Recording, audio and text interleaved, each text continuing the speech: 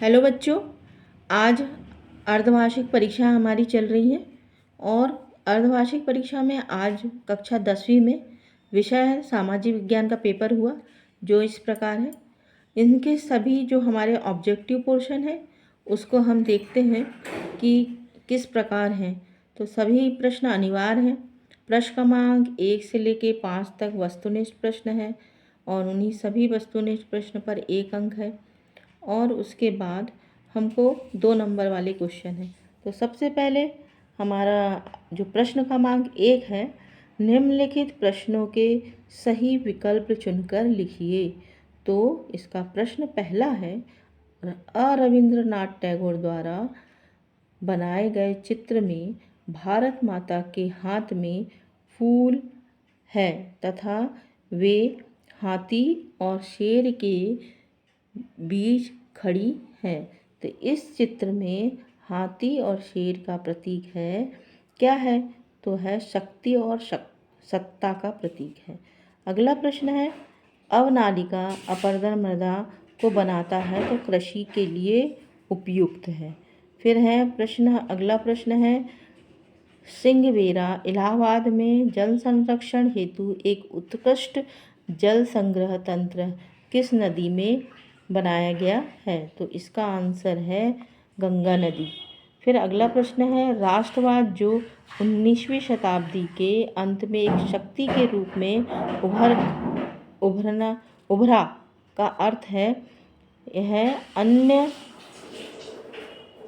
राष्ट्रों के लिए प्रशंसा के बिना अपने देश के लिए मजबूत भक्ति। फिर है अगला प्रश्न है, सत्ता की साझेदारी सही है क्योंकि इसका आंसर है अ, यह विविधता को अपने में समेट लेती है। फिर है, सकल घरेलू उत्पादन का मापन कौन करता है? तो केंद्रीय सरकार। इस प्रकार हमारे ये ऑब्जेक्टिव प्रश्न हुए। उसके बाद हम अगला देखते हैं।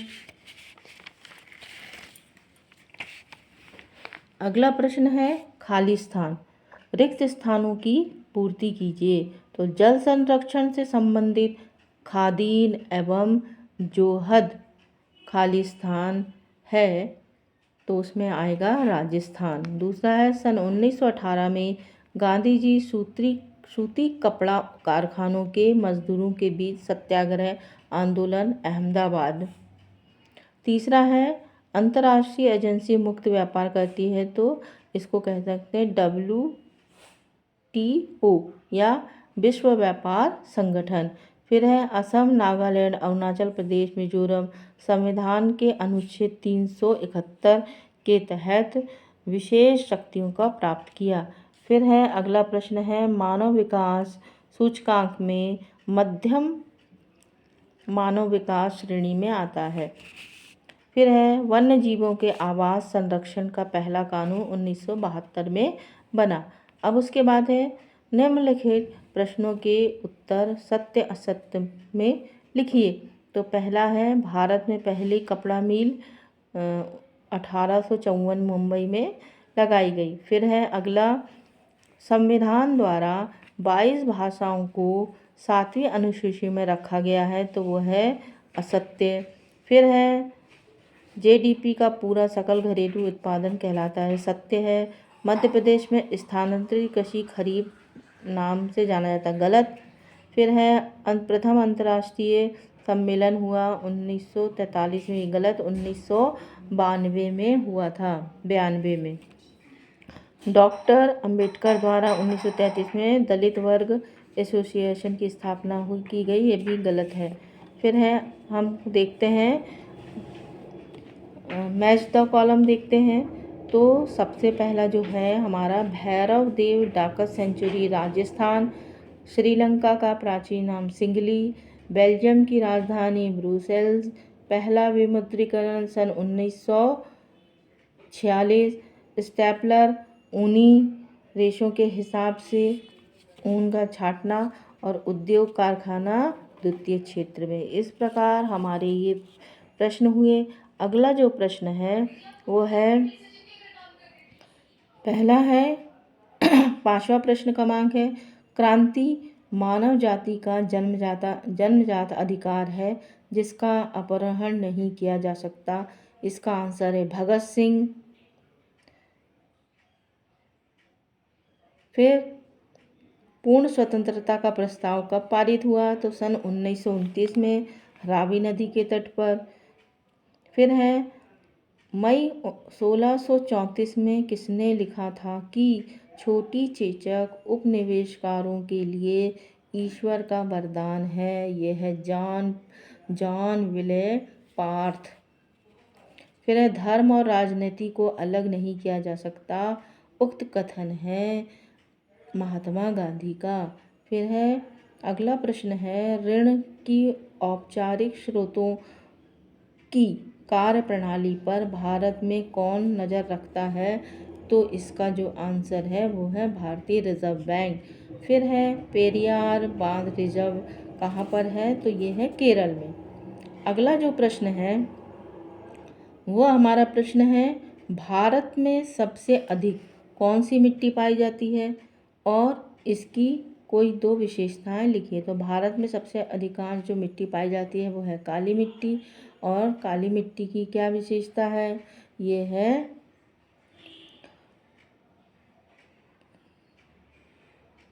आप ये बहुत सरल प्रश्न है, इसको लिख सकते हैं। फिर है अगला है भूमि निम्नीकरण के कोई दो कारण। तो पहला है मानवीय क्रिया और क्रिया के द्वारा भूमि की गुणवत्ता में कमी आती है जिसको हम भूमि निम्नीकरण कह सकते हैं। फिर है वन जैव संरक्षण अधिनियम में संकटग्रस्त जातियों को बचाने हेतु क्या नियम बनाए गए हैं? तो संकटग्रस्त जातियां हैं गेंडा, शेर और हिरण। फिर है पारिस्थितिक तंत्र है वन परिस्थितियों की तंत्र की उपयोगिता। तो प्राणी जगत जात में वनस्पति जाति मिलकर जो वातावरण निर्माण करते हैं उसे हम पारिस्थितिक तंत्र कहते हैं। अगला जो प्रश्न है वो है भारत उत्तर पश्चिम भारत में रबी की फसलों की सफलता के दो कारण। यह है पश्चिमी विक्षोभ के कारण और सर्दियों के दौरान वर्षा होती है, ये एक कारण है। और दूसरा कारण है हरित क्रांति की सफलता।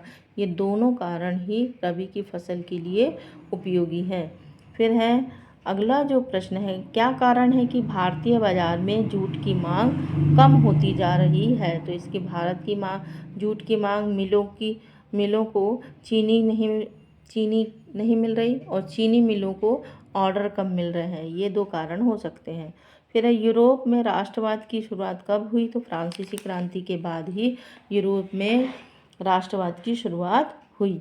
फिर है जाल्बेराइन नामक शुल्क संघ क्या था? इसकी स्थापना क्यों की गई?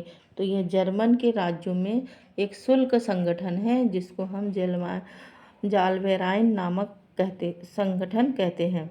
सत्ता का क्षैतिज बंटवारा क्या है? तो इसको हम कह सकते हैं विधायिका, कार्यपालिका और न्यायपालिका इसके लिए इसी को हम सत्ता का क्षैतिज बंटवारा कहते हैं। दबाव समूह क्या है? तो एक जन समूह जनहित जो तकनीकी माध्यमों का प्रयोग कर सरकार और या किसी संगठन पर दबाव बनाता है उसे हम दबाव समूह कहते हैं। 16वीं शताब्दी में अमेरिका की खोज ने व्यापार और जीवन को हर जगह कैसे बदल दिया? तो ब्रिटिश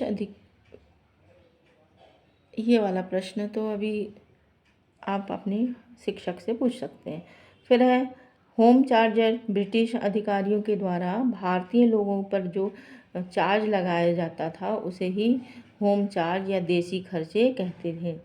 फिर है सूरत, हुगली और मछलीपट्टनम के बंदरगाहों का महत्व 17वीं शताब्दी के अंत तक कम हुआ। तो इसका कारण है नई कंपनियों को एकाधिकार मिल गया जिसके कारण यहाँ का महत्व कम हो गया। फिर है ब्रिटेन की महिला कामगारों ने स्पेनिश जर्नी का विरोध क्यों किया? तो इसलिए किया क्योंकि वो जो आविष्कार हुआ स्पैनिंग मशीन का तो उनको ये लग रहा था कि इसके आने से हमारा रोजगार छिन ना जाए, इसलिए उन्होंने स्पेनिश जर्नी का विरोध किया। फिर है भारत में महिला और पुरुषों की साक्षरता का दर है, पुरुषों का 74.04 और महिलाओं का 64.46। अब महिलाओं की राजनीति में प्रतिनिधित्व करता है। फिर है विश्व बैंक की विश्व विकास रिपोर्ट के अनुसार समृद्ध देश और विभिन्न आय वाले देशों के मानक क्या क्या है। फिर अगला प्रश्न है, शिशु मृत्यु दर से आप क्या समझते हैं, इसे विकास के लक्ष्य पर क्या रखा गया। तो 1000 बच्चों पर और 1 वर्ष के पूर्व जो बच्चों की मृत्यु हो जाती है उसे हम शिशु मृत्यु दर कहते हैं। और अगला प्रश्न है, भारत में छिपी बेरोजगारी सर्वाधिक किस प्राथमिक क्षेत्र से पाई जाती है। तो कृषि क्षेत्र और असंगठित क्षेत्र से। तो इस प्रकार आपके ये 15 प्रश्नों के उत्तर हो गए और आप इसको और अपने शिक्षक से समझ सकते हैं। बाकी प्रश्नों के उत्तर के लिए हम अगला वीडियो लेके आएंगे। ठीक है बच्चों, थैंक यू, धन्यवाद।